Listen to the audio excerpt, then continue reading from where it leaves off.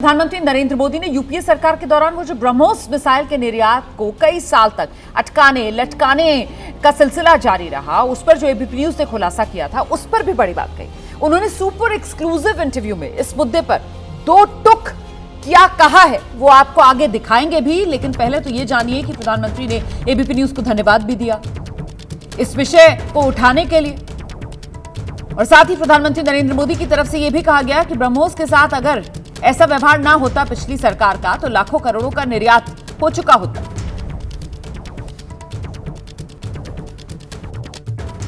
ABP को बधाई देता हूं कि आपने इस विषय को एक्सपोज किया। ये बहुत ही गंभीर विषय और बड़े अच्छे ढंग से आपकी जिसने भी रिसर्च किया है, अब ये बहुत चिंता का विषय है कि हमारे देश के अंदर विदेशों से इंपोर्ट करने की जो एक बहुत बड़ा underground business western interest group का बना था, इसलिए हमारी सेना कभी आत्मनिर्भर हो ही नहीं पाई। मैंने आकर के हर साल 100 की लिस्ट बनवाता कि ये 100 चीजें अब इंपोर्ट नहीं होगी जी, अगले साल दूसरी 100, अब तक शायद 300 पर पहुंच चुका हूँ, तो उससे भी ज्यादा पहुंचा, बड़ा नंबर है वो। बिल्कुल वो इंडिया से ही लेनी पड़ेगी, इसी कारण इंडिया में मैन्युफैक्चर को विश्वास है अब तो ये हमारा बिकने वाला है, तो वो भी बनाने लगा। जब बनाता है तो वो भी क्वालिटी बनाने वाले की कंपटीशन बढ़ी, पहले 5 बनाते 8 बना रहे, तो यानी देश को आज हम 1 लाख करोड़ का मैन्युफैक्चरिंग कर रहे हैं, हमने 21,000 करोड़ रुपए का एक्सपोर्ट किया है जी। इसका मतलब हुआ कि भारत में सामर्थ्य है जी। ब्रह्मोस के साथ जो हुआ, अगर ये न होता तो आज से 10 साल पहले दुनिया में मेरा लाखों करोड़ों का ब्रह्मोस बिक जाता और हम नए वर्जन बनाने की क्षमता में आ जाते। खैर मेरा कारखाने का अलग है, तो अब अच्छा हो रहा है, पूरी दुनिया में मांग बढ़ रही है और हम सप्लाई करने के लिए अपनी स्थिति भी बना रहे हैं।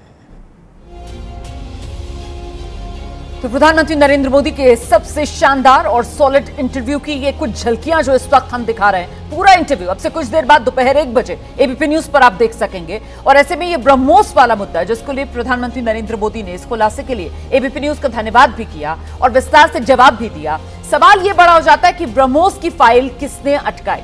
और विजय जी, जिस बात का जिक्र अभी राकेश सर कर रहे थे कि साहब आप 4 से 14 और 14 से 24 की कहीं ना कहीं तुलना करनी होगी, उसमें वो 4 से 14 और खासतौर से यूपीए सरकार का जो दूसरा कार्यकाल था उसमें पॉलिसी पैरालिसिस, सरकार आईसीयू में, इस तरीके के जितने आरोप लगते थे, और वहीं दूसरी तरफ ये मोदी सरकार की दुनिया में कोरोना जैसी महामारी, विश्व युद्ध जैसी स्थिति बावजूद उसके देश आगे बढ़ रहा है, वो कॉन्ट्रास्ट दिखता है। कॉन्ट्रास्ट दिखता है और आपने बिल्कुल सही शब्द का इस्तेमाल किया। उस समय यूपीए सरकार में पॉलिसी पैरालिसिस को लेकर बहुत बात हुई और मुझे जितना याद आता है कि मोदी सरकार के आने से पहले जितनी सरकारें रहीं उसमें रक्षा से जुड़े हुए जो सौदे थे वो या तो नहीं होते थे, और जैसे एंटोनी साहब रक्षा मंत्री रहे तो उन्होंने इसलिए नहीं किए क्योंकि उनको लगता था कि जब भी कोई सौदा होगा तो रक्षा मंत्री भ्रष्टाचार के आरोपों में घिरेगा, तो वो भ्रष्टाचार के आरोपों में घिरने, उससे बचने, उसकी खरीद, उसको बेचने, उस तमाम चक्कर में वो पॉलिसी पैरालिसिस रहा और हम रक्षा के मामले में बहुत मुश्किल में फंस गए थे। मुझे याद आ रहा है कि उससे पहले जब 99 में कारगिल जब हुआ था, तो जब युद्ध हो गया तो उसके बाद सरकार को ये संकट खड़ा हो गया कि हमारे पास यदि ये जंग लंबी चली तो क्या हमारे पास उतने हथियार होंगे कि नहीं होंगे। तो वो सारा जो कहना चाहिए कि लॉस था, पॉलिसी पैरालिसिस था और रक्षा मंत्रियों का ये डर, और उसके बाद भी यूपीए सरकार में जैसे राकेश जी ने भी जिसका जिक्र किया सबसे ज़्यादा करप्शन के मामले आए जी। ये नहीं हुआ कि काम नहीं हुआ है तो कम से कम वो क्लीन सरकार रही हो, वो नहीं हुआ। इसका मतलब काम करने का और करप्शन का कोई एक संबंध नहीं है, उस पर चर्चा करनी चाहिए। ठीक, अभी क्या देखिए, एक बड़ा प्रॉब्लम है और मेरे ख्याल में नरेंद्र मोदी उस गहरे विषय को एड्रेस कर गए जो उन्होंने 10 साल पीछे के समय का जिक्र किया है। विजय जी की बात से मैं उसको एक कदम आगे ले जाऊंगा। बहुत पुराना परसेप्शन है, विनोद जी बैठे हैं, शुक्ला जी बैठे हैं, एक बहुत पुराना परसेप्शन है कि defence deals are by and large done by middleman in some form or the other and there is an element of corruption. मेरे ख्याल में कॉन्शियसली नरेंद्र मोदी ने इस चीज को वाइप ऑफ किया, इसको हटाया कि डिफेंस डील जितनी स्ट्रेट फॉरवर्ड, जिस देश के साथ ब्रह्मोस की डील हुई है, मैं वहां के अथॉरिटीज तक से मिला, उनसे बात भी की, तो ये जितना साफ सुथरे तरीके से संभव है, ये कुल मिलाकर वो ट्रांसपेरेंट कल्चर जो इस मोदी सरकार में आ रहा है। विनोद जी, नहीं, निश्चित रूप से डिफेंस डील को लेकर हमेशा सवाल उठते रहे हैं, लेकिन एक बात मैं कह दूं, यूपीए सरकार के टाइम कुछ डिफेंस में हुआ ही नहीं, ये मैं नहीं मानता हूँ।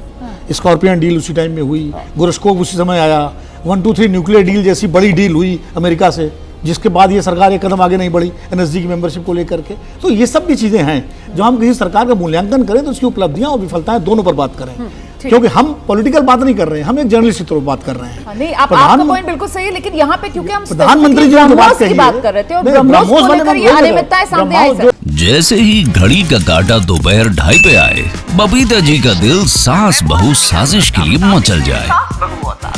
और ये है इनकी बहू, पूरे दिन ऑफिस की टेंशन हो जाए गॉन जब ये करें अपना फेवरेट शो फ्री टाइम पे ऑन। इनकी तरह आप भी देखें अपना फेवरेट शो अपने टाइम पर और डाउनलोड कीजिए एबीपी लाइव ऐप अपने स्मार्ट टीवी पर।